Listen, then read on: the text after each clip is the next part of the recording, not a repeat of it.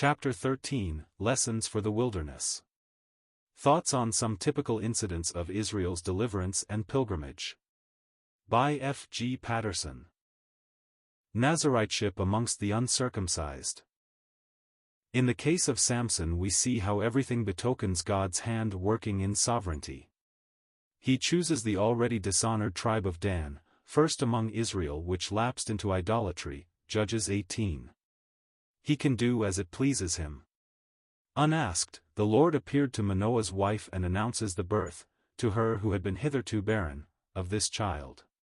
The details of the chapter are very lovely, in many ways, and especially bright in the fresh deductions of faith of the wife of Manoah.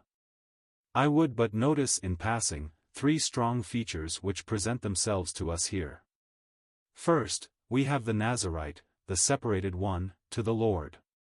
Next, after the offering of the burnt offering and peace offering, how the angel, whose name was Wonderful, cf. Judges 13 verse 18 with Isaiah 9 verse 6, ascends up to heaven in the flame of the altar. And lastly, these things showed to Manoah and his wife. Now here I would refer to the NT for a moment, with respect to the Nazariteship of Christ. In the earlier Gospels the Lord is seen in the power of the kingdom, eating and drinking with the children thereof, if they would hear. In the Gospel of St. John this is all changed. He is an alien to his mother and her children, a lonely man, from the very beginning of that Gospel, and his own, are set aside, John 1 verses 11 to 12. He is a Nazarite all the way through, gathering and leading a heavenly company of Nazarite ones to the Father's house on high. In John 17, where the acme of this is seen, we find in broad lines, these three things of Judges 13. Come out afresh in all their intensity and reality. His people are separate, they are not of the world, even as he is not of the world. He says to the Father, and now come I to thee, he ascends on high, in the value of the burnt offering and the meat offering, in which they were accepted before the Lord. And these things speak I in the world, that they might have my joy fulfilled in themselves. The Church of God was a Nazarite one. Instead of retaining this place, she ate and drank with the drunken. But Christ was ever so, and when the Church has fallen as a whole, the only resource is individual Nazariteship, special devotedness to the Lord. The Church of God ever is united to Christ in glory, but to be owned in such a state, it requires that those who would be recognized must be separate to him. There is no other way. They must be Nazarites, and they must keep the secret too of this, with the Lord. To be outwardly so, without inward separation, to pretend to Nazariteship externally, when not so before God, is terribly solemn. To have an outward character to maintain, while inwardly the conscience is not pure, is but to find, when the moment of testing comes, that we have lost our strength, and wist not that it was departed from us. Samson's history, all the details of which I do not enter upon, suffice it for my present object, to notice its broad features, is divided into two distinct parts, each ending with the sentence, and he judged Israel 20 years, see the end of Judges 15 and that of 16. The first division of his history is embraced in Judges 13 to 15 of the book of Judges. In it we will notice how full of power is this deliverer of his people. How complete is his victory over the Philistines. In all this portion we note too, that the Spirit of the Lord came upon him, in his mighty acts, Judges 13 verse 25, Judges 14 verses 6 and 19, Judges 15 verse 14. And also we will notice that he is not accompanied by Israel in these acts. Nay, even the men of Judah come down to bind him and to deliver him into the Philistines' hand. How striking is all this to our souls! Let the saints of God accept the path of Nazariteship in these days. It is true that God may be, and will be with them in power and blessing. That blessing may extend largely, and with deepest profit even to those too who have not separated themselves to the Lord, bringing deliverance also to them. But they are opposed to those who have taken this separate path. When the people of God are not separate to him, they will not have those who seek his face, to act in faith and Nazariteship, because to do so is but to judge their own path as unsanctified to God.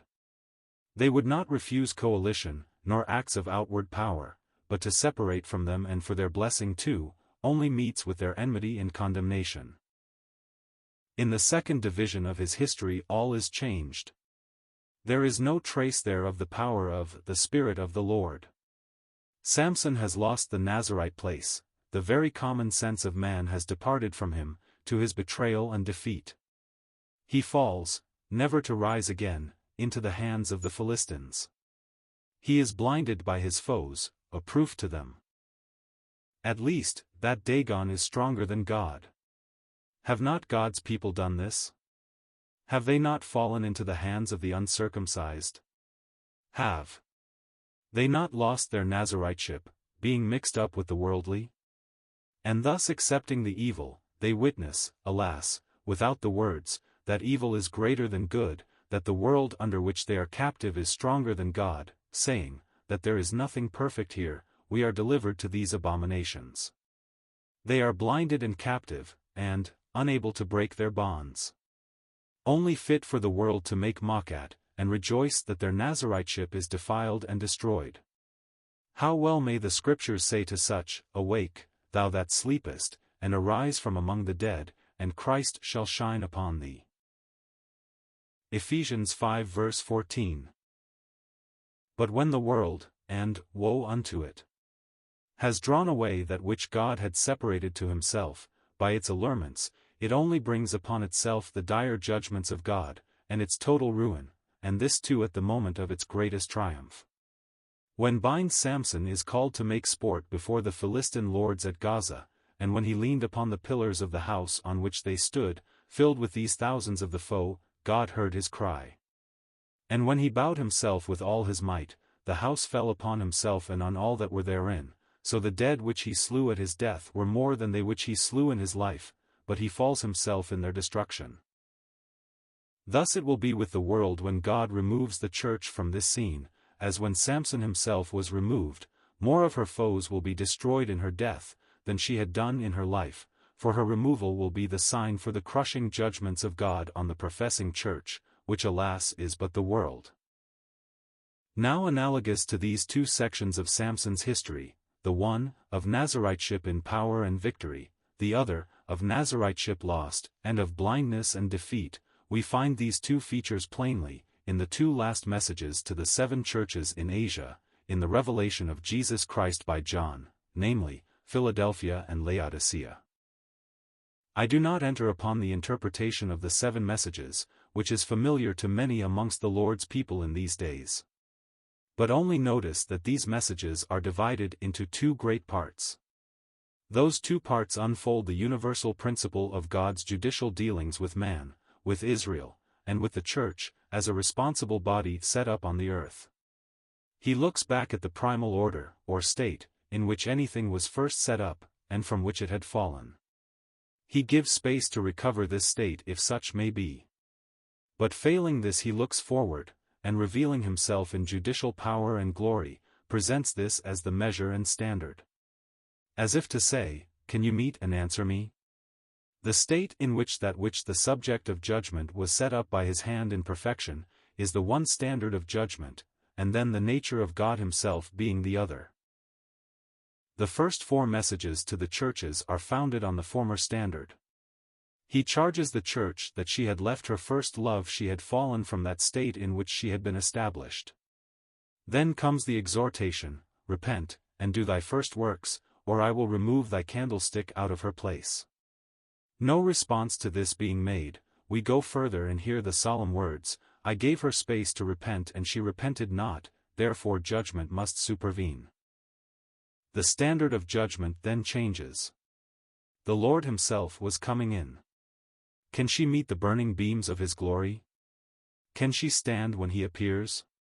Nay, all was now over, and the only thing that faith could do was this, hold fast until I come.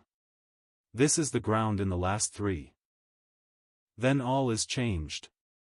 The messages are now founded on this, that recovery can never be. Judgment must clear the scene, ere the glory appear, when Christ comes.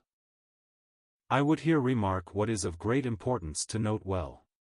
That there is no church ground, to speak in a Pauline aspect, in these messages. John is always individual, and never corporate in the divine teaching through him. They present moral states, or great moral features reviewed by the Lord, with his varied exhortations and ways of dealing with such, and the rewards to the faithful, who have an ear to hear. I do not think that such an expression as Philadelphian ground is therefore a true thought. Rather the reverse. It gives the impression at once of a corporate thing, and loses therefore the great value, in its true and moral aspect, as a moral state expressed by, and suited to the Lord. There may be what we may term a Philadelphian state seen, individually in souls, in the dark ages, or even now in the professing church. Souls that are true, and walking in devotedness of heart, wherever found, and when walking up to the light and every gleam of it possessed, are truly Philadelphian. Knowledge is not Philadelphian in any wise, unless knowledge is found producing that truly blessed moral state, of which Christ can approve. Are there none, my brethren, who would perhaps assume Philadelphian ground, who are anything but Philadelphian? Are there none, on the other hand, who know but little indeed of the light and truth which has been shed about our path in these days, and yet who walk unseen, with every gleam of light they possess shining out in devoted hearts and ways? At the same time they are mixed up with what others, with greater light, know is not the truth. I do not say that such would continue to be so, did they refuse fresh gleams of light, shed upon their path. Nay, this would at once deprive them of the character of Philadelphia. They would be Laodicea in a moment then.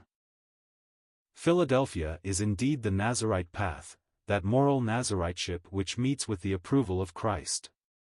All is victory with such a state. Yet it is a path in which the secret must be kept, between Christ and the soul. He knows and he alone, I know thy works, this must suffice the true heart.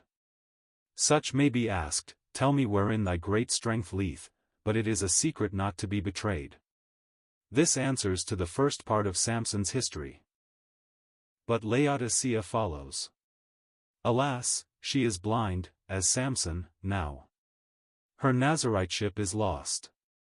She still thinks herself rich, and increased with goods, having need of nothing, yet her strength is gone, she is blind and naked. She is counseled to anoint her eyes with eye salve, that she may see.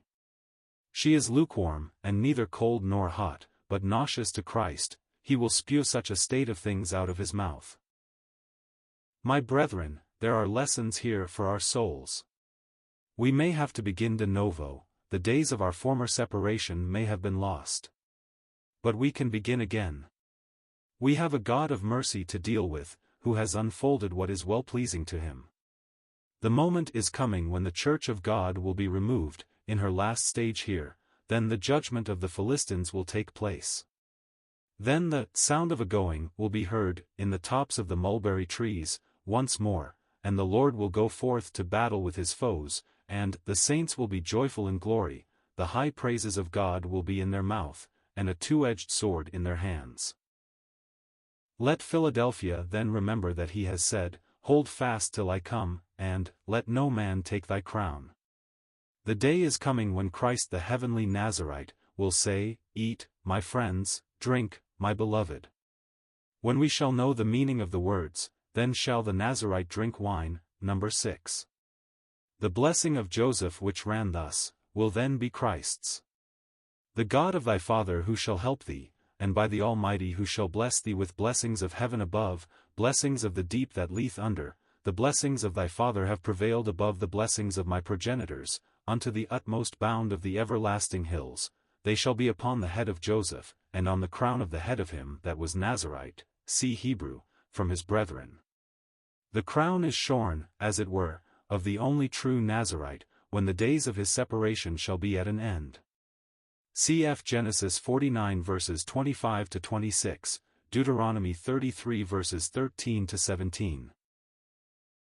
The days of the kingdom will then have come, and those who have stood fast, and walked as Nazarites here, will then be owned. Those who separated themselves to David of old, in his days of rejection, gathering to him in the cave of Adullam, and in the days of the kingdom, they received their reward. But the brightest gems of his glory were those specially named, who had met these special enemies, the uncircumcised. If we consult 2 Samuel 23, when the sweet psalmist of Israel sung his lovely last words, it was of those who had conquered the Philistines its substance most expressed.